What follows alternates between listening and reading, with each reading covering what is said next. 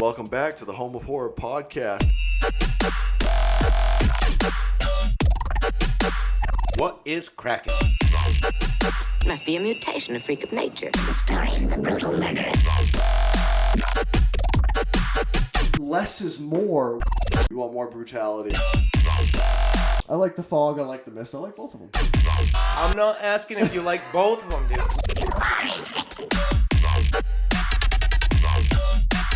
Surely I made enough noise to awaken the dead. And welcome back to the Home of Horror podcast. I'm your host, John. This is my co-host, Matt. Matt, say hi. What is cracking? Got a fucking doozy for you, folks. Always a doozy. Always a doozy. Always a fucking doozy. All right. Too hot?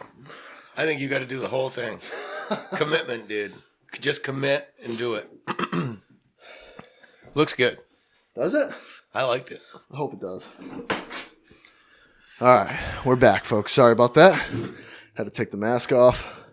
Yeah, we got a doozy, huh? Yeah.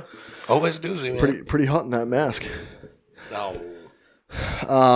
So today, episode 17, we are talking about Hatchet. Love it. 2006, baby. Adam Green. Before we get started, we want to say like and subscribe to the YouTube channel. If you're not listening on YouTube, thank you for listening on Spotify, Google, Apple, Buzzsprout, Amazon, all that good stuff. Really appreciate it. Really hot in that mask. Yeah, you're saturated. Yeah. Feeling a little flustered here. We got a great episode for you today. This is one of my favorite slasher films. Always has been. Since probably 2006 or so. Around there. Great movie. You know, actually, I think I found it around like 2012. Yeah. And right around when the second or third one was coming out. It's a fucking awesome movie. Dude, it's so good. It has everything you want in a horror movie. Pretty low budget. Super low budget. Cheap. But they got some star power in Oh, there. yeah. I mean, there was some definite star power in Absolutely. I mean, we're talking Robert Englund there at the beginning. Right. Kane Hodder playing Victor Crowley and Victor Crowley's dad. Right. Candyman. Yeah, Tony Todd is in there as one of the voodoo tour guides there. Has some hilarious lines. Yep.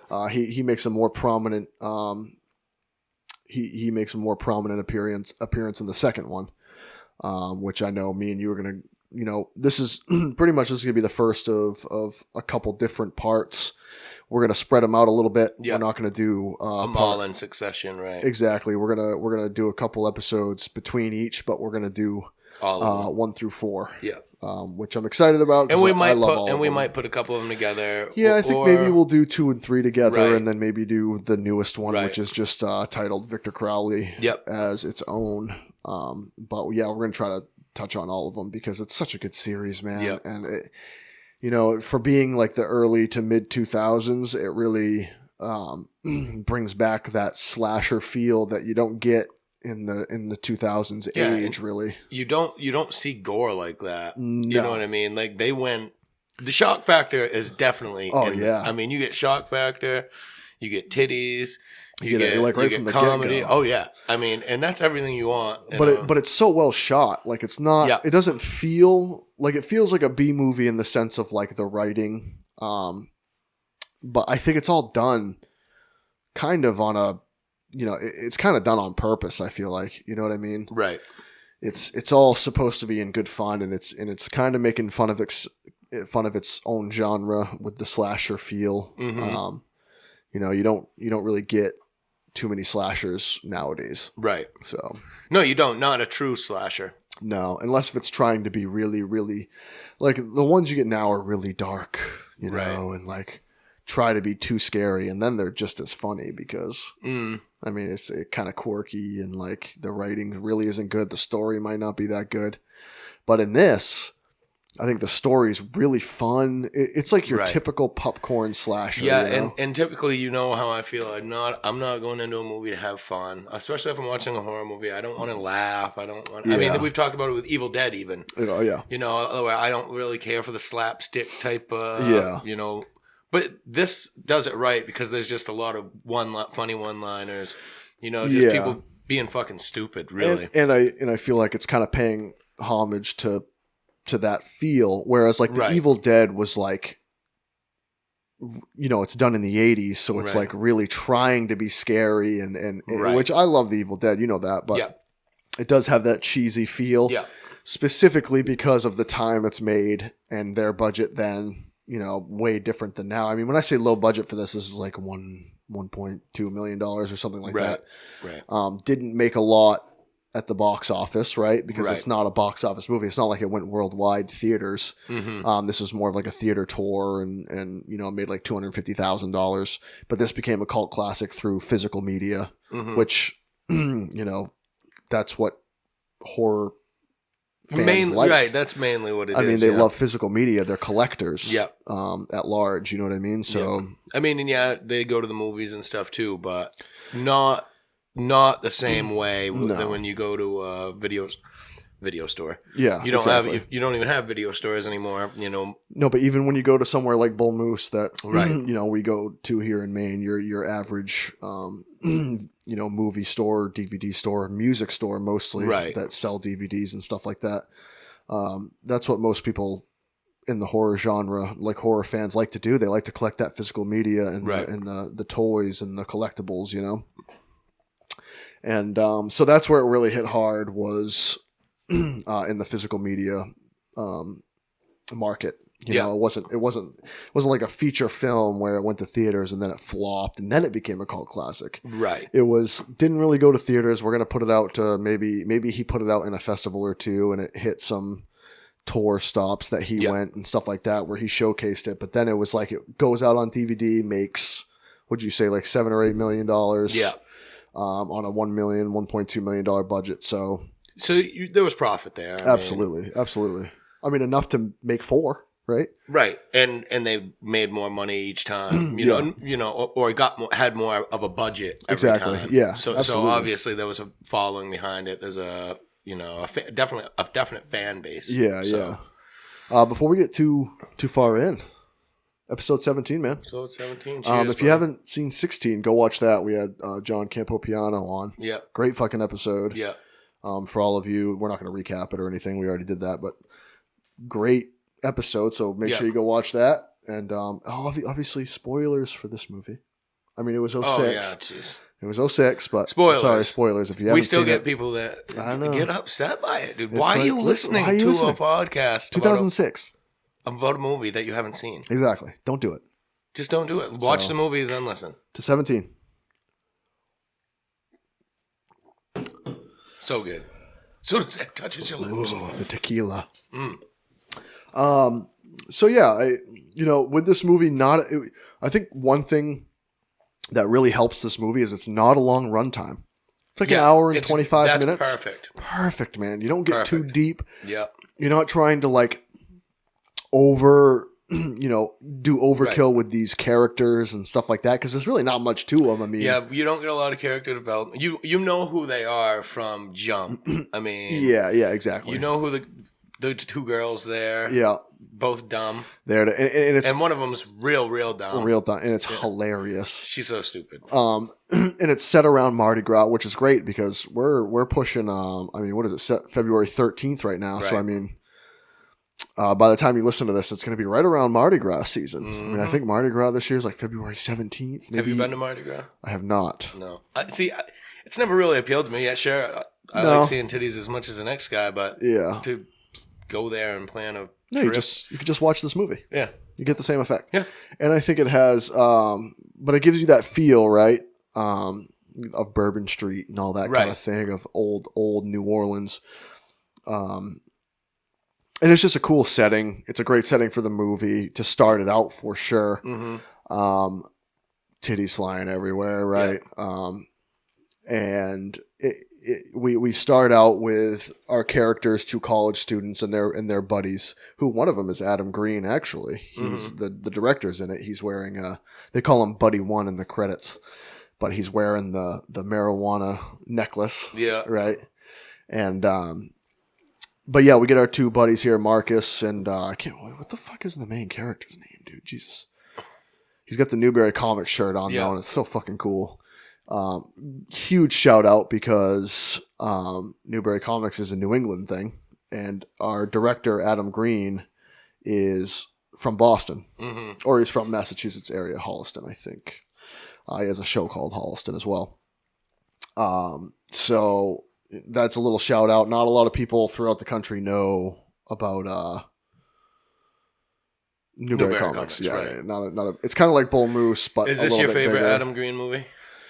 Or yeah, it is the franchise. Yeah, it is. It is. Right. I mean, I love Frozen. Frozen's great. He had another movie called Spiral that was really good. But yeah, this is it. This is it. Right. More. And Frozen's way different. I mean. Oh yeah. It's not even. You still get some gore and all that stuff, but no. And it's Joel David Moore who plays Ben, the main character. Yeah. By the way, I can't believe I forgot that. But he's big in he was in Grandma's Boy, right? Yeah. He's hilarious in that. So a pretty big actor. Yeah, he probably did Grandma's Boy just after this, right? Yeah, pretty close. Yeah, pretty close. Right. So, and that's obviously a Adam Sandler produced film. That Grandma's Boy is fucking it's hilarious. So good, man. Dude, he's got all his friends in it. It's a what do you call it? A Happy Madison production is what I should say. So he's big. Everybody would know him from that. JP. Don't be mad at us.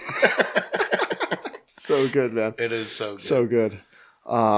But yeah, I love it's Victor Crowley that I love. I love the idea of Victor Crowley. Yeah. It's really the third one that I love the most. The third one is so good, but we'll get into that later in later episodes. I really want to talk about the first one here. But yeah, the Hatchet series is definitely my favorite. Frozen is great.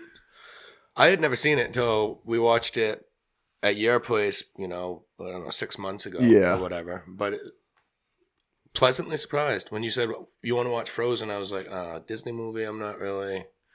Great. I forgot that was the Disney movie. Yeah. He kind of got gypped on that. He did get gypped on it. Because Frozen is a great movie, and it was its anniversary of however long it was a few months ago, or like a month or two ago. Great movie as well. Spiral's great. He does Chillerama, which was pretty big. Holliston, the show. And then Adam Green also does, on his YouTube page, he does his scary sleepovers, which is really cool, where he has characters from his films and actors from his films come and stay over at his house, and they talk about their films. It's kind of like a podcast, but it's like a slumber party, it's kind of cool. That's cool. But yeah, a New England guy. Yep. And we love those guys. Yeah. They even mention in the film where he's like, I got fucked up at Fezziwigs that one time. And he says it, and I'm like, Fezziwigs? I really think that's a bar in New Hampshire or something like that. If I'm not mistaken, it's in Portsmouth. Mm-hmm. But yeah, so a lot of New England shout outs in that. And but obviously they're in New Orleans for Mardi Gras. Right. Ben, the main character, has broken up with his girlfriend. Right. She's dating what's his name, Bukowski or something. Right. He's got cauliflower ear or something. That's what they mentioned. Wicked hilarious. But he's down there. He's not having a good time because he's thinking about her the whole time, and it's kind of ruining the day for Marcus and his buddies. They're just there to see some girls. Which everybody's had that friend. Everybody's had that friend. Yeah. But it sucks to happen during Mardi Gras, right? It sucks. But. So he wants to go on a tour. Yeah, they want to do the tour. He wants to go on a spooky tour, which I love spooky shit just as much as the next guy. But that's not what I'm trying to do if I'm down at Mardi Gras, right? And I'm single, Exactly. Yeah, that made no sense to me either. It's the perfect time to get over her, right? Get over and have fun. Mm-hmm. I mean, that's what Mardi Gras is for. Yeah, but then we wouldn't have a story, right? Right. I thought another hilarious thing was they're drinking. All their buddies are standing around, and he's like, Marcus is kind of yelling at Ben. He's like, "You need to get over her, man. We're out here fucking chilling. You know what I mean?" Right. And they all have their cups, plastic beer cups in their hand, and it just says "huge ass beer cup," on the thing. Right. And I just thought that was fucking hilarious. I'm wondering if that was a prop that Adam Green made, or if it was those are legit down there, because that'd be a fucking hilarious cup to have, So yeah, we get they go to the haunted tours. Yeah. they meet Tony Todd's character, who won't take them out at night because it's forbidden. It's illegal, right? Right. They finally find a character that will, a character. They find a guy who will take them out. What do they call him? Jackie Tucker at one point. I was like, oh my god, you're like dude. A cross between Jackie Chan and Chris Tucker. Yeah. And his name's Andrew. It's played by Perry Shen. Pretty big actor as well. He was in The New Guy. He was in The New Guy. I don't think I ever saw The New Guy. New Guy was pretty good. He was a comedy. But so he plays, and he's got like the New Orleans like Southern accent at the beginning of the movie. Right. He has like three accents. I was just gonna say he has a different accent almost in every scene. It seems like, and everybody's just like, "What the fuck?" It's such a funny like transition of like, you know what? Like Adam Green was like, "We're just gonna change it every time. It'll be fucking hilarious." Right. Like, so I do like that about this movie because there is a lot of comedic fucking relief in it. Yeah. And typically I don't like that. When I go into a horror movie, I've said it time and time again, I'm not going in for laughs. Yeah. But this one does it right because it's cheesy. Oh yeah. But it's good. It's enjoyable. Adam Green does it well, and the writing's actually decent. Like the characters are set up well. You understand that like you don't want to care about the characters too much. Like there's not like in depth. There's not a lot of depth to them, which you're not going to have in a lot of slasher movies anyway. Right. Until obviously we meet like Mary Beth, who is on the tour with them, and she's kind of she's quiet. She's quiet. Yeah. She's distraught. So there's something up with this girl. Right. And something we kind of omitted at the beginning of the episode is the beginning of the movie, they have Robert Englund's in it. Right. And he's fishing for gators. Mm-hmm. Fishing for gators. With his son. And that queer. Yeah. Dude, says it like 100 times. Yeah. It's so funny. And you just call me queer and tell me to be more like my sister. And they obviously get taken out, right? You don't see by what, but that's how the introduction starts. And we come to find out that's Mary Beth's dad and brother. Yeah. And that's why she's on the tour. She's looking for him. And the tour is hilarious. You get the short bus. Yeah. Right. And I like the guy in like the boat. He's like, hey, don't go out there. Yeah. He's like, what is he saying? It's like Jack Cracker or something like Jack that. Cracker. He's like, don't worry about him. He drinks his own piss. And then he's like literally drinking his own piss out of like a jug. He's like, that's good. It's fucking hilarious. It is dude. hilarious.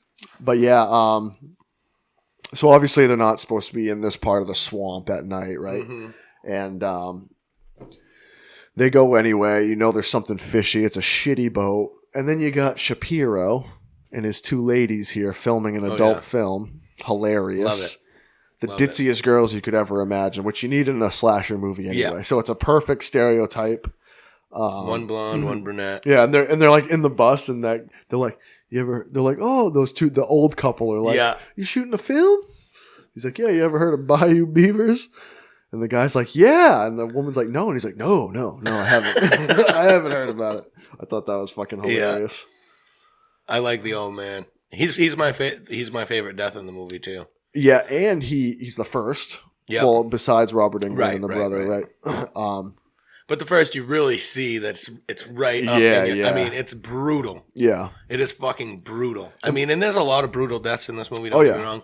But that one just comes at you, and when he's just hacking him up, I mean, fucking ripping right in the shoulder, dude. And that guy's in a bunch of movies, man. He's in like Free Willy and Glory, which is a huge movie. He was also in, remember that show, Grounded for Life? Oh, yeah. He was the grandfather in that show. So he's in a bunch. So is the lady. They were both like prominent actors. Again, shout out to Adam Green for getting these. Yeah, he did. I mean, I don't know how. I don't know either. Especially with the budget they had. I don't know if people were just like, "Hey, that's what I'm saying. like the script. Maybe this is the start of a new Krueger or a new." Yeah, and it could have been right. But at like $1.2 million, you wouldn't think you get Kane Hodder right to play Victor Crowley. You get Tony Todd in the movie, even though it's a short while. Right. You get Robert Englund, even. I mean, how much you paying those guys to be on the screen for 5 minutes? Yeah, and I don't know if it was like almost like a favor. See, that's what I was wondering. He knew these actors already, and right, but either way, it's a brilliant move. Yeah, because you're already getting horror fans into it. by having those cameos. When you open up and you see fucking Freddy Krueger on the screen, you're like, holy shit, this movie's going to be crazy. Yeah. Right. Not to mention like the start song, the sequence of going through like the sewer up to the... One of my favorite shots is at the beginning when Marilyn Manson is playing and then it goes up through the sewer and you see the guy with like the Joker mask and the beat drops and you're like, oh shit. And then it's like Mardi Gras. Such a cool introduction sequence to a movie. Mm-hmm. I thought that was really awesome. But yeah, to have all these cameos, you're kind of reeling people in a little bit, you know? Oh, absolutely. And they do it all right in the beginning. Yeah. You know what I mean? They're hitting you hard with it. Even Kane Hodder. I mean, oh, for sure. You know, that's huge. Right. That's huge. I mean, he's Jason Voorhees. Right. You know what I mean? Like and he's one of the biggest stunt guys in the game. Like, which I thought was ironic that he gets lit on fire at one point because he's been lit on, not the first time he's been lit on fire, right? That first death, like you said, is fucking brutal, man. And you know right from the get-go that's how this movie's going to go. Because it's been all fun and games up until now. Yeah, and you didn't see the other ones die, but you saw when the son finds his dad. After he goes missing from the boat. Exactly. And you don't see how anything happened, but... Yeah. You know, and then later on when he's literally tearing people apart. I mean, literally just... And my favorite part is that he just comes out of nowhere. Yeah. Like, there's not this big build-up where if you were to, like, see Jason or Freddy, it's like a long walk. Right. Or, like, you see him as a shadow. It's like, this dude gets his, like, leg bit by a gator. And that's kind of what starts the whole thing, right? Right. And you're like, oh, shit. You realize why Mary Beth is there. She's looking for her dad. They went missing. Mm-hmm. And, you get that... You know, they're like, there's Victor Crowley's house. And then all of a sudden he just comes out of the doorway and he's fucking freaking out. And you're like, oh shit. Like, what the hell? Like, this is how we're starting it? We're just getting right in. Like, he just starts swinging with a fucking hatchet, grabs this guy, starts chopping at his fucking shoulder, dude. Yeah. Done. Cuts right through him. Cuts right through him. And it's so fucking great. The shock factor in this movie is just... Yeah. It sold me. It sold me. And then you add everything else in, the... comedy and exactly everything works because they're in your face and it's in your face the entire fucking time. Absolutely. My favorite death is the next one. The wife, she gets caught and just the jaw rip. Oh yeah, dude, the jaw rip. It's done so well because they do that 360 camera angle where it goes around her in like fast motion and then like it cuts.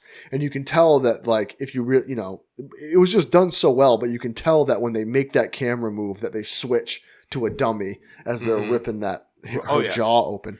But it looks so cool. It looks really, really good. And then like I love that he leaves in like the spraying of the blood and you can like hear it, that it's like a hose just being like just like spewing blood, dude. And like that's what he meant. He had that in mind. He was like, I'm gonna make this just fucking bloody as hell, man. Yeah. I'm just gonna throw blood everywhere. And we see that right from the get-go. There's blood hitting trees and like it's just all over the place. You know? It's so many good deaths, dude. Oh yeah, every death is good in this movie. Like there's not one and they're prominent. That's what you're waiting for every time. Every single person that he kills, it's like a unique way to do it. He cuts off one guy's leg and then fucking with a shovel. Right, and then starts ripping his body in half. And then the sand belt. The belt sander. The belt sander, right. Such a good idea. Yeah. Like, dude, that's never been done before. Right. I don't think anyway that I've seen. I mean, it could have been. The sand belted just to the face, and then when you see her face is like hanging, like her lips are like down here, and you're like, what the fuck, dude? It's so good, man. And so much blood. Hilarious lines throughout the entire thing. Lots of nudity. And you get a pretty... I think the story of Victor Crowley is hilarious. Like, just this... you get this badass slasher character, but like his whole thing is like, daddy. Right. You know what I mean? Like calling out for his daddy. And we get the whole backstory of Victor. He's deformed. It's very typical. It's Jason Voorhees. Exactly. And it's Michael Myers. It's all rolled into one. It's this deranged kid who's deformed. His dad loves him, but everybody else fucking thinks he's a freak. Right. Set the house on fire. I mean, you always get that backstory with these type of characters. It's always the same, downtrodden. And he's like the backyard bayou character. He's got the overalls on. Right. You know what I mean? He's grotesque, dude. They live in the swamp, you know. And it almost seems like a character from like The Hills Have Eyes or... Yeah, exactly. You know what I mean? Like it's a mutant. Inbred style. Right, or The Wrong Turn. Exactly, yeah. Is the new Wrong Turn out now? I don't know. I think it is out. I think it is too. That looks pretty good though. I hope it's good. Yeah. I don't have high hopes for it. The first one's good. The next 5 aren't good.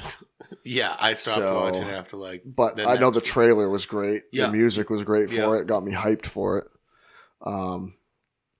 But yeah, I just thought the story for this was hilarious with the dad actually killing the son. Right. You know what I mean? With the hatchet. Right. And you know, he's got a bunch of nicknames. He's Hatchet Face. He's the Bayou Butcher. You know, all that. And not to mention, this is hilarious too to me, is that he's a ghost. I was just gonna say that. Can you even kill a ghost? Yeah. Can you even kill when they're running through the woods? Yeah. It's like, I shot him, but can you even shoot a ghost? Exactly. And it's unique though. It's like, because there's one scene where they're in the shed of his house, and like there's like things eaten. And you're like, oh my God. He's like eating and like bleeds. Right. Kills. You know what I mean? It's like really weird. Because at one point, Ben, the main character, is like a poltergeist? He's like, Mary Beth is like, no.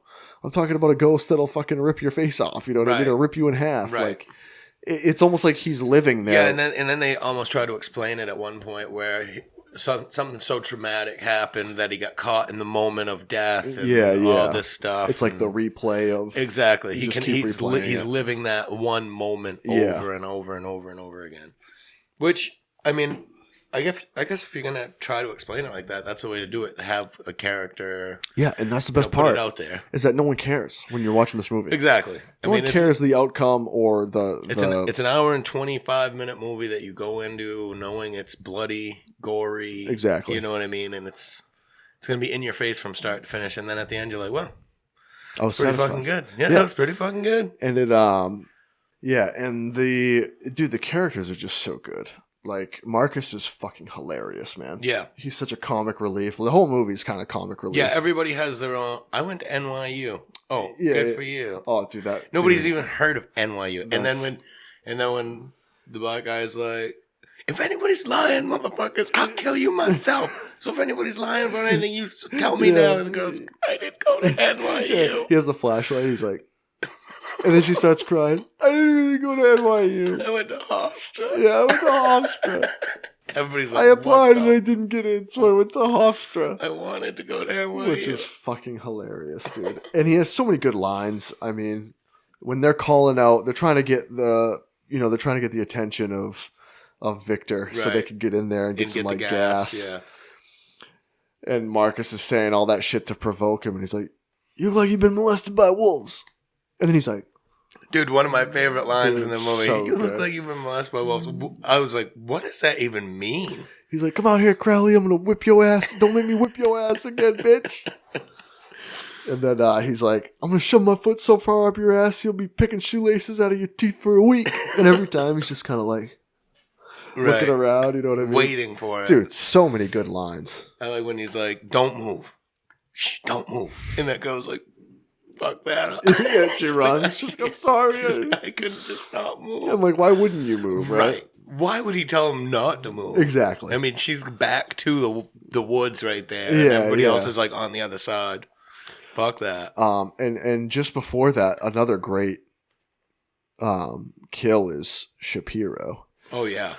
The head turning, dude. Yeah. Oh my God, so brutal. Yeah. And I know just how they did it. I mean, I love that guy as an actor too. Dude, oh yeah, he's great, hilarious. Man. He's so good.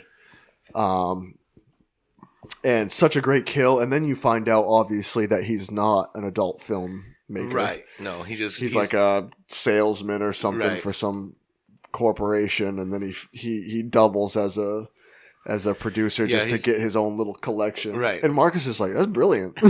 That's sick. That's a great idea. That's a great idea. Yeah, yeah. You can tell he's kind of thinking, he's like, damn. Dude, so maybe good. I should do that. Yeah. You know how many people probably do shit like that, though? Oh, my God, I bet. I mean, especially down there during Mardi Gras. Oh, my God, yeah. Oh, my God. Somebody's wearing a fucking Girls Gone Wild fucking shirt, and they're like, hey, here, I'll give you a shirt. Yeah, I got a camera. I got a camera, you just come back here. I'm sure it fucking happens. Yeah, a lot. More often than not, probably. Yeah. And more often than not, girls probably get sucked into it, you know? Yeah. Especially when they're drinking and having a good time. So it's a great idea by Adam Green to be like, you know what, this is a good story arc where we can take these two girls and who are obviously funny as shit, right? Right. And there's another funny scene with the blonde girl that's like super ditzy. And like her ringtone goes off. And it's like Dawson's Creek. Dude, it's so good. It's perfect. I don't want to wait for our lives to be over. That's my phone. So good. Like such a good song to pick too. Like I don't want to wait for our lives to be over. Right. It's so good. That was great. Dude, when I saw that phone, I was like, holy shit. It was like a Nokia, dude. Yeah. Everybody had that phone back in the day. This was before smartphones, man. Oh, yeah. Like you played Snake on that phone, you know?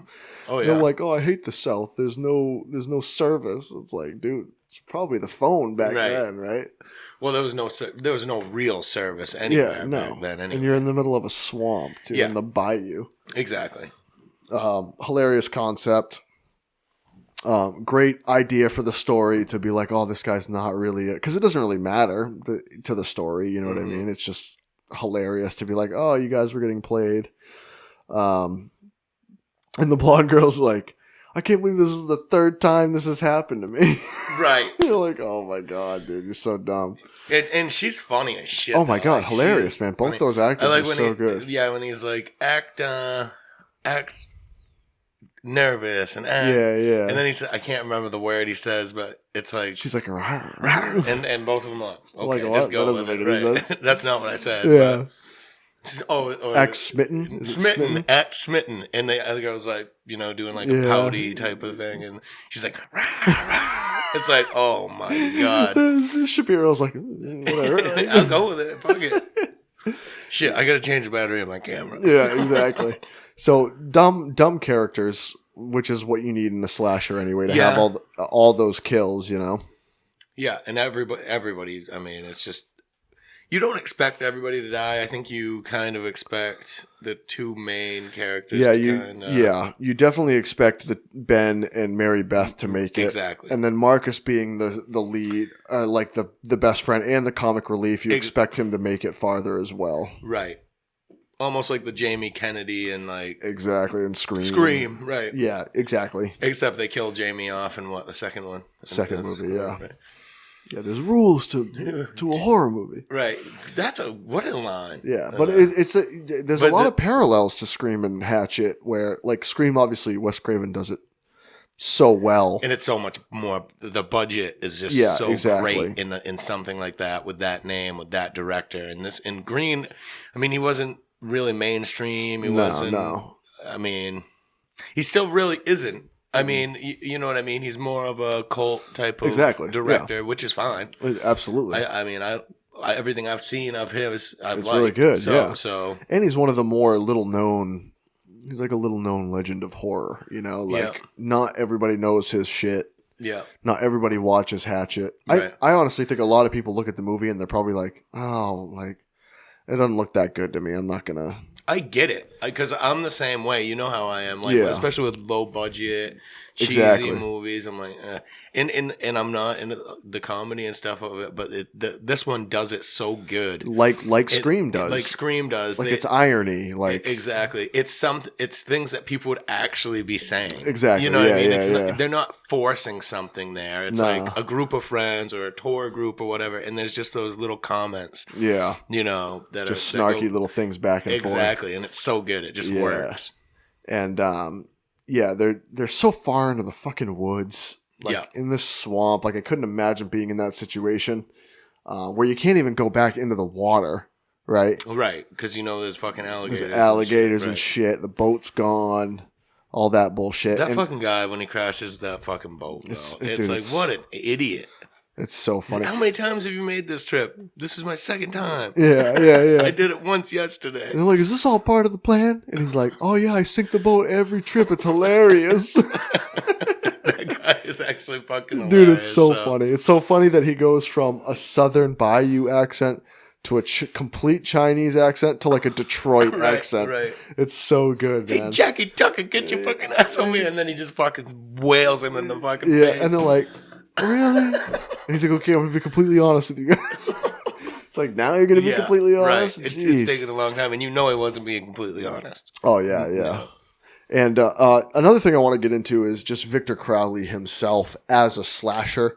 Maybe where he ranks as far as slashers go. I mean, obviously he's not on the pedestal of Michael and Jason and Freddy, but I mean, and you know, we did a tournament where he was in it and he didn't make it very far, obviously. No, I think he got bumped in the first round, but I want to say he was up against like someone ridiculous, Michael Myers or Voorhees or Freddy Krueger. You know what I mean? Those top tier guys. Exactly. And I don't think, and like you were saying, I don't think he's as mainstream as.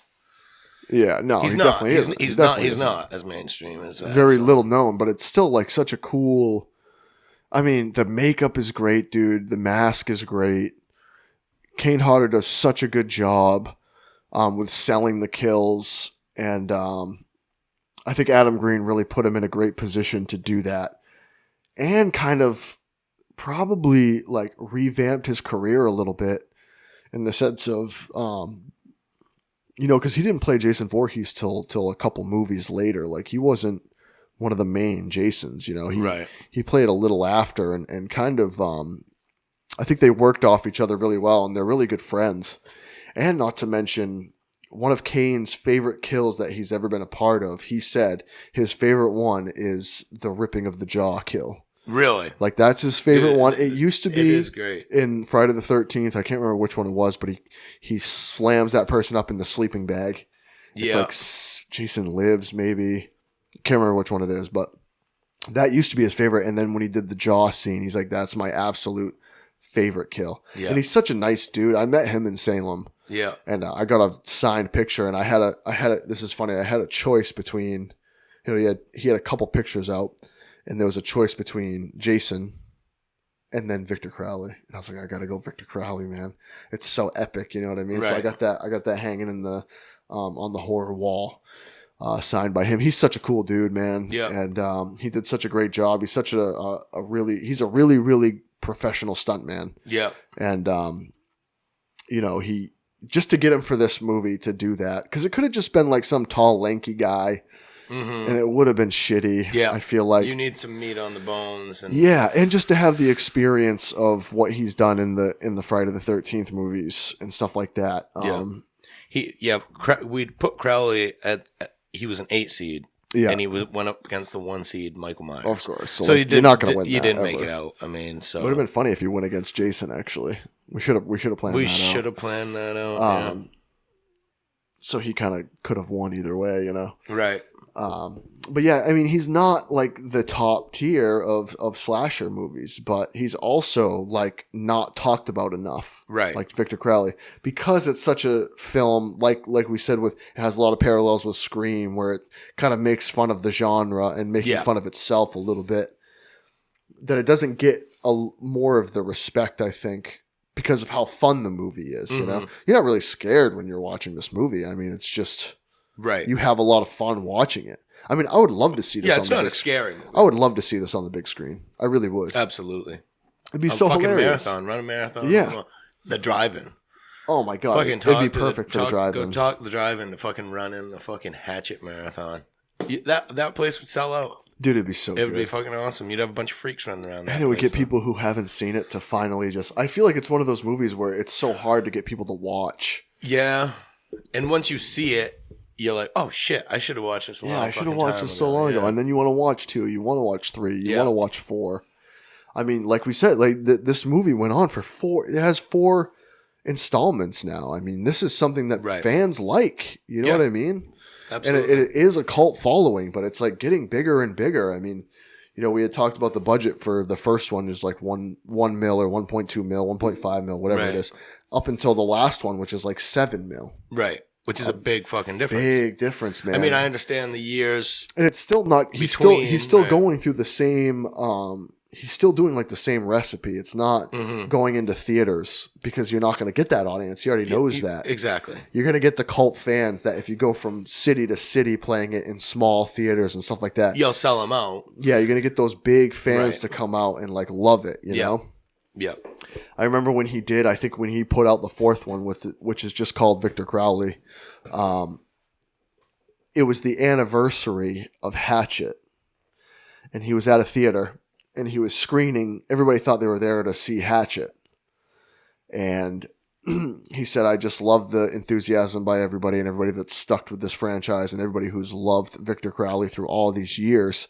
And no one even knew that he had made a new movie. Mm-hmm. People knew he was working on a new movie, but they didn't know what it was. They thought it was something different. Right. And he had said, so in honor of tonight, Hatchet's anniversary, I have my brand new installment in the series, and everybody just goes nuts. Imagine that. Imagine being there if you're a Hatchet fan, a Victor Crowley fan, being in that theater and knowing that you're going to be the first ones to see and the fourth installment is called Victor Crowley. It's not Hatchet anymore. It's Victor Crowley, and you must, dude. I couldn't imagine. I'm such a big Victor Crowley fan. I'm such a big Adam Green fan.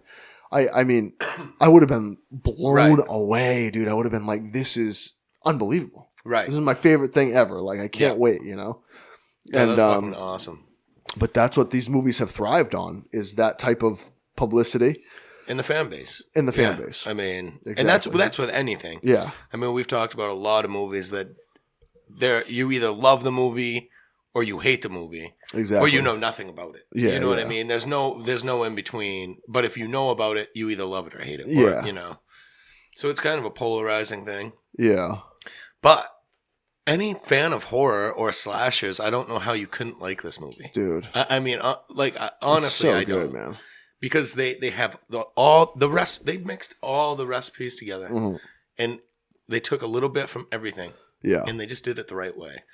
And it's fun. It's so fun, to even fucking say I know, that. But it is. I hate to say that, but it is a fun movie. And it's one of those franchises. And you know, like most movies, you're rooting for the fucking people. You're not. You're rooting for Victor Crowley. You're rooting for Victor Crowley to come back. And each movie, you know, I know we're only talking about the first one now, but each movie gets better, dude. Right. And when a new movie comes out, you're like, oh my God, I can't wait to see the kills. I can't wait to see what they do. Right. Do they bring back the belt sander? You know what I mean? Like the famous kills. Do they do that again? Does he have signature kills, you know, which we'll go over in the other installments. But, you know, it's so exciting to see that in the 2000s where you don't get slashers. Well, we've talked about it. The characters that we get now, we've been waiting for the new Freddy or the new Jason or the new Michael Myers. Ghostface, right. I mean... new slashers. Right. You know, and we talked about Saw with the fucking the thing on the bike, you know. Yeah. Jigsaw, all that stuff. What's his name on the bike there? Fucking... oh, Jesus. What? Can't remember his name. Yeah, let's not go down that road. But you know what I'm saying? Yeah, I mean, that character that everybody can recognize or that becomes that, you know, that symbol. Yeah. That symbol for, you know, a franchise. And Victor Crowley's done it. I mean, I think if you asked a lot of people, and you know, or just said Victor Crowley, probably a lot of them wouldn't know. No, probably not. Who Victor Crowley is. But maybe they should. You know, I think they should. I mean, especially now where it's, you know, 4 installments, last one being in 2017, an original slasher that started in the 2000s. I mean, it's been 15 years. And it started in the 2000s. It's still in its own generation of movies. Like, it's not being remade. It's not... See, that, and we've talked about that a bunch of times, Billy. too. Billy, by the way, is the name of the Saw guy on the bike. Billy. Sorry. Jeez. That just popped into my head. But yeah, you know, it's still 2006, and then 2017. You know, 10 years later, the 4th franchise comes out. That's pretty legit, man. I mean, it's not like it took that huge of a break. No. But yeah, I mean, what have we had in the last? You know, I mean, we named them, but them aren't real slashers. No, I mean, Scream. There's a different Ghostface is a mask. Yeah. It's not a person. It's not a. No, it's actually different. Different. I was just gonna say it's different people every fucking time. Yeah. So it's a symbol. Yeah. Yes, it's a symbol. But Victor Crowley, I mean, it's Victor Crowley. It's Victor Crowley. It's Freddy Krueger. And you're kind of mixing genres here, where he is a slasher, but he's also a ghost. Yeah, no, you know what I mean, which is really weird. And he has like these weird tendencies where he can bleed. He almost like lives, right? As if when you think of normal ghosts, like they appear when other people are around, like that type of energy is around, they can appear. Right. But him, he's like living and eating and like bleeding and all this shit, you know? Right. So it's a totally different game where he's been in the bayou almost like waiting for people, you know? Right. Not like dormant like a normal ghost would be until people got there, feed off their energy, then you show yourself. Mm-hmm. No, he's just like almost waiting for people to come to the bayou, right? And obviously he's waiting for his father. That's the whole thing. Yeah. And we'll get into that into the other installments and the other episodes we do on those, but just a really good slasher movie, man. And you didn't get one. You didn't the whole time the 2000s, 20 years. You haven't got one in that's original in the 2000s, especially if you're talking about franchises. That's what I'm saying. All of them have been rebirthed. I mean, or you can see a standalone slasher, but it's but not the same, and not many, right? And it's not the same. And yeah, I'm trying to think of any. I mean, very few that maybe have one or two installments, but not a franchise like Halloween. And I'm not comparing Halloween and Hatchet and Nightmare on Elm Street, but those were all 80s, 70s, 80s, 90s with Ghostface and all those films, and then got reborn into the 2000s with other installments. But because they ran out of things to fucking exactly. Like honestly, they can't come up with their original ideas. Yeah, and that's what's so refreshing watching something like this. You know what I mean? It is different. It's something that hasn't been written before. Exactly. Michael Myers. He's dead at the end. Yeah. No, he's not. No, he's not. He's definitely not dead. Although the last, he's definitely not dead. He's not dead. He's dead, dude. I saw him burning in that fucking house. He's dead. But I'm just saying, like, Victor Crowley is this generation's slasher. Is Michael Myers a ghost? That's what I'm saying. And he's like 50. Right. He's like, you know what I mean? Which is fine. I'm just saying, like, older than 50. He's, the 70s slasher was Michael Myers. Mm-hmm. The 80s slasher was Voorhees and Freddy Krueger. Right. The 90s slasher was Ghostface. Right. I'm sorry, whether you like it or not, but the 2000s generation slasher is Victor Crowley, man. It just is. We'll have to put a poll out and see it what is. It is. Whether I don't even want to hear what people say because it is whether you like it or not. Because who else are you going to put against him for slashers? That's what I was just trying to think. The slasher genre was done. Exactly. Besides these remakes, it's over. Right. He's your slasher, whether you like it or not, motherfucker. And I would accept him with open arms, baby. Right. Yeah, I love this dude. Yeah. I love Adam Green for creating this dude and bringing old school American horror back. Yep. Old school American horror back with Hatchet and Victor Crowley.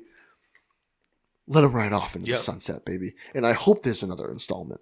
I hope there is, too. I hope there is. Because if there is, we will do a premiere watch and we'll fucking do a podcast right after. Oh, absolutely. And obviously we're going to do... And there will be spoilers, so just be aware. There will be spoilers. Just be aware of that, so if it just comes out, and don't listen. Yeah. Let's get into the end of the movie a little bit. This episode, we didn't want to go scene by scene. For scene, we just wanted to know what I mean? Right. If you're a fan of... Believe me, especially with a franchise like this, if you're a fan of this movie... You've seen it 100 times. Exactly. You know what I mean? Like, you know this movie. We didn't want to go scene for scene and shot for shot and explain the entire storyline here. We just wanted to be the shit. We wanted to be fans. Talk about the best kills. Talk about why this is good. I just wanted to be fans, having a beer with you, talking about why we like this movie. Right.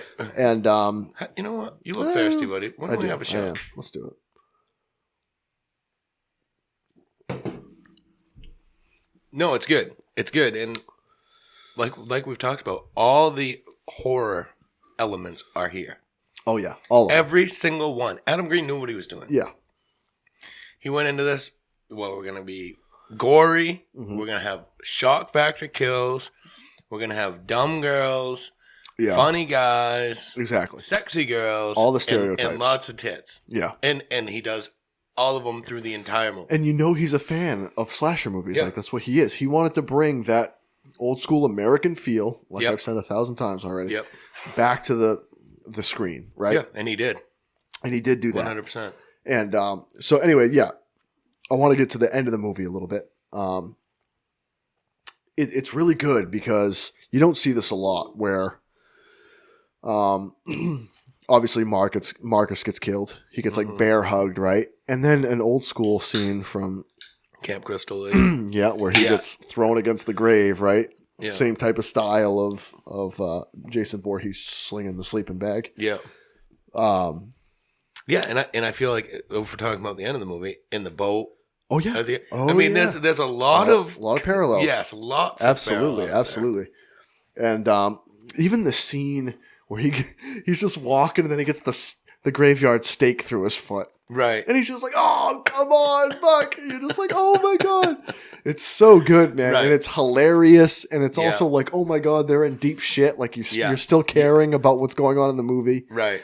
And seeing that big dummy running at you, though, could you fucking imagine? Yeah, you'd be shitting your fucking pants. Imagine pushing that stake down through your foot to like spear this guy. Right. Great idea, by the way. Yeah. Like I'm wondering if Adam Green didn't even write that in. He just like had the stake through the foot and he was like, okay, what are we going to do next? Oh, let's bend the fucking steel. Right. Let's bend the steel through the foot. And then Victor obviously gets impaled by it, right? Right. And then he's kind of like sitting there and then you just get the spit of blood on him. And then not to mention later when Marcus dies after, he lands on Ben again and he just starts spitting in his mouth. White fucking. Oh, it's so gross. And then he's like puking up white shit later on. And he actually pukes. If you watch the deleted scenes, he's trying to, like, there's bloopers of him trying to puke and he can't get it up, so they have to keep reshooting it. So he actually threw up in that scene, which is hilarious because there's scenes where he's sticking his fingers down his throat and he, like, can't puke. Right. I was like, that's authentic, man, because they don't have enough money to be like, they're probably so out of money. They were like, we can't even get oatmeal to, like, fucking make this guy puke up, Yeah. Great scene. And then, and like you said, they get to the boat. And Mary Beth gets dragged under, right? Right. And then you see his hand come down to like help her, Ben's hand. Great. Such a good scene, man. She reaches Pull up, it's Victor Crowley just with holding his arm. Yeah, holding his arm, and then Ben's in the boat like, oh fuck. He fucking got me, dude, it's so good. And you knew that's what it was going to be, too. When you see the hand coming down. Yeah, because it's like closed, and then it kind of opens up. Yeah, which you're like, there's a little bit of life, maybe. Right. Like, maybe he's alive, and then you get pulled up, and he's just there, dude. It's so good, man. Fucking Victor. Yeah. And what I wanted to get to was, you don't see this a lot. The movie just ends. Yeah. It's him and Mary Beth staring each other down, like going at it, and the movie just ends. Yeah. And you're just immediately like, oh yeah. Number 2, baby. Right. Number 2. We're getting right into it. You always hope. Exactly. Like if you were especially with a movie like this. Yeah. If you're never sure. If you're seeing this in 2006, you're saying, oh shit, we better get a... But that's a good grab, I think, because that's a good way to get another one made. Exactly, because if you're Adam Green and maybe you're thinking, okay, because obviously these types of projects are really, they take a lot out of you, right? They're very long to shoot and special effects, all that type of stuff. And you're kind of just like, maybe at the end he's kind of like, man, how do I continue the story? How do I grab people again to keep wanting more? Right. Well, let's just end it. Right. Yeah. No, none of the slasher movies do that where they just end. Like almost mid-fight. Oh, yeah. It's definitely mid-fight. Yeah, and you're just like, boom. Screen black, and then credits roll. Yeah. And you're like, fuck. Fucking A. Are you serious? Yeah. I mean, it kind of sucks when a movie's like that. And like that. Yeah. For me personally, I've always kind of hated that, even with TV shows, anything. That cliffhanger moment, they're just going to... But it's an effective strategy. It makes you want to come back. It makes you want to go and see it again or watch it again before you see the next one. You know what I mean? It's a way to stay relevant. It's a way to kind of push people back into your shit. Yeah, and it's like, that the second installment, if you're a huge fan of the movie, you're like, oh my God, it's going to jump right in balls to the wall in the next movie. You hope. Exactly. Right. You're just like, oh man, it's going to, it should pick right up. It should pick right up, right? And if you've seen part 2, then you obviously know that it picks right back up. But we'll get into that for next episode, right? Or not next episode, but next part we do. Next part we do. We'll probably do an episode in between, and we'll do part 2. But man, I just love this movie. So good. I love this franchise. And Victor Crowley, a great character, man. Oh, he's so good. And you should get the full fucking bodysuit. I know. You really should. I mean, just fucking go for it. Just get the full fucking bodysuit. There he get is. The like, overalls. how can you not love that? This is unbelievable. What a fucking cutie. You know? What a cutie, man. Oh, the face only a mother could love. That is only the a father could love. Touche, my friend. Touche, baby. Touche. Dude, such a good character to create. It must feel so good to create something like this where it works, and you're like, man, that's my bread and butter. You know what I mean? Like, no, absolutely. I created this. It's awesome. I know, and we've talked about that so many times on the podcast. Like, we need original characters, we need original content, we need original story ideas instead of regurgitating. Let's get, as much as I loved the new Halloween. Yeah. Let's regurgitate something. Let's bring Michael Myers back. Or I'm waiting for a Freddy Krueger movie. I'm waiting for another Freddy movie. I'm waiting for a Jason movie. I'm sure they'll continue it. Oh yes, they're going to. And they remade Friday the 13th, which was terrible. Yeah, I was just. But like, I'm sure they'll bring back like the original story, at some point. I think me and you had talked about it. Kevin Bacon. There were some people trying to get Kevin Bacon on board. I think it was Robert Englund that said that if it was not him, that he would like to see Kevin Bacon take over. I could see that. I truly could see that. And obviously he could too. There's something that he's seen that works, right? Well, I think that just the bone structure of Bacon's face, the slenderness, that and the cheekbones, and you know, they almost have that. Yeah, because the new one, oh my god, it's what terrible. Are we doing? It's not good at all. What are we doing? But they're just bringing back all these old characters. Look, Scream. They're gonna make another Scream, and I'm fine with it. I'm fine with it. I love the Scream franchise, especially if it's another installment. Is much better than a reboot. Exactly. Right? So at least with Halloween 2018, we got the next installment in the. You know, at least it was a sequel to the first. Right. And Scream, the new one, Scream 5, will be a continuation, hopefully. Although, I will tell you this, getting a little off topic of well, this is what we do, my friend. We get off topic. I don't love the idea of renaming these movies the same name. Yeah.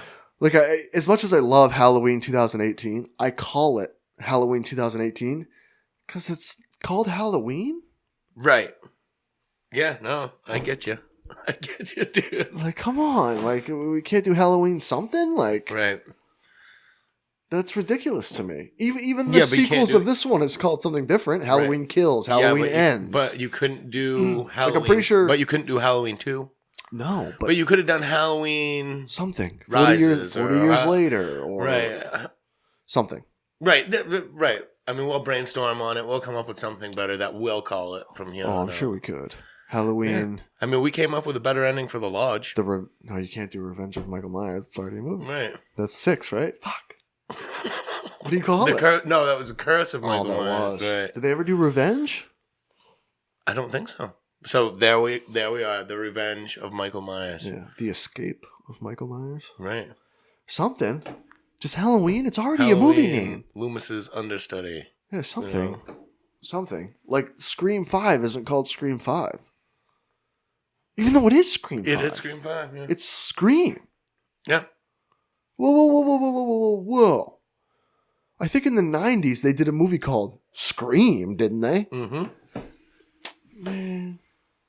If Wes Craven was alive, my friend, I don't know if it'd be called Scream. I think he would be on board with Scream 5. Maybe calling it something. Scream Legacy, maybe? I don't know. Right. Are we going to get a lot of the... I mean, I know we're getting Gale. Let's not go down that road. I mean, I guess we're not... That's another podcast. That's a whole nother podcast. Yeah. So this is Hatchet 1, part 1. Hatchet part 1. I love it. We will be doing Hatchet 2. Maybe we'll do Hatchet 2 and 3. Yeah, we'll figure do it that. out. We'll do an episode in between, and then we'll get back on board here. Yeah, we got some things we're cooking up. Appreciate everybody being with us for this episode. Absolutely. Because obviously, if you're listening, you're a Hatchet fan. Yeah. Or you haven't seen it and you went too far. Everybody's dead. Victor Crowley kills everybody except one. He kind of does, though. He kind of does kill everybody, which is awesome. I'm not going to tell you who it is, but that's another thing I kind of like about the movie is that there's not that many people involved. Right. You know what I mean? It's not like just some dude walking like a stalker walking around town. It's right. You're secluded in this situation, you know? No, I hear you. Again, another Friday the 13th kind of vibe, you know? Yeah. But yeah, so this is part 1. Hatchet 1, part 1. We're going to do Hatchet 2. Then we'll do and Hatchet 2. 3. And then Victor Crowley. See that case? At least they didn't call it Hatchet, right? They didn't call it Hatchet. Why didn't they, though? They probably fucking should have, I guess. I don't know. Apparently, that's the trend. Let's just call it the original one. That's the fucking trend. It really makes me mad as a collector because it's like in my collection for Halloween, I have Halloween. And then I have Halloween. And it's like, fuck. No, one of them's Halloween 2018, though. Yeah, I wish it was called that, though. I wish it at least it said 2018. Now, when I get older, when I'm like 70, I'm going to be like, oh, put in Halloween, will you? Yeah, would you honey, put in Halloween? Honey, can you grab Halloween? Which one? I don't know. One of them. The one made in the 2000s there. You're going to have to really read the fine print to find the year. Have you seen my glasses? Just get that one. Just bring them both in here. I'll figure it out. I'll watch both of them. So, yeah. We'll see when we do Hatchet Part 2. I hope we'll definitely do it if people like this episode, you know. So make sure I think we will do it either way because we like it. I think people are going to like this episode. So we'll do Part 2 coming up here pretty soon. Thank you guys for tuning in.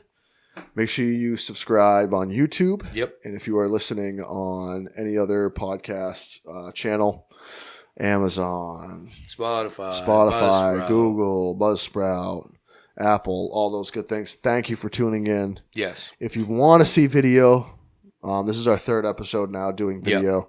Yep. So tune in on YouTube and share with your friends. Yeah.